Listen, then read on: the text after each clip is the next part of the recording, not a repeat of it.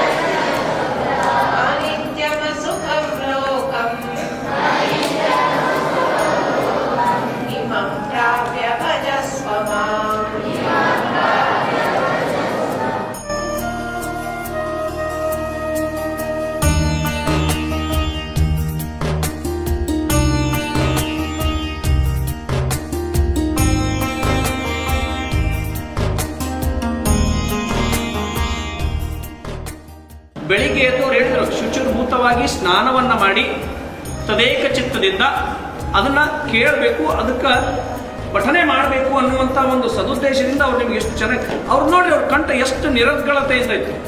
Correct ಅಲ್ಲ? ಅವ್ರು ಹೇಳಬೇಕಿದ್ರೆ ಎಷ್ಟು ಚೆನ್ನಾಗಿ ಹೇಳಿದ್ರು, ಎಷ್ಟು ನಿರರ್ಗಳತೆ ಇತ್ತು ಅನ್ನುವಂಥದ್ದನ್ನು. ಶುಚಿರ್ಭೂತವಾಗಿ ಸ್ನಾನವನ್ನು ಮಾಡಿಕೊಂಡ್ಬಿಟ್ಟು ಬೆಳಿಗ್ಗೆ ಎದ್ದು ಕೂಡಲೇ ನಿಮ್ಮ ಮನೆಯಲ್ಲಿ ಒಂದು 15 ನಿಮಿಷದಿಂದ ಒಂದು 20 ನಿಮಿಷ ಅದನ್ನ ಪಠನೆ ಮಾಡಿ. ಅದು ನಾನೇ ಮಾಡಬೇಕು, ನೀವೇ ಮಾಡಬೇಕು, ಅವರೇ ಮಾಡಬೇಕು, ಇವರೇ ಮಾಡಬೇಕು ಅಂತೇನಿಲ್ಲ.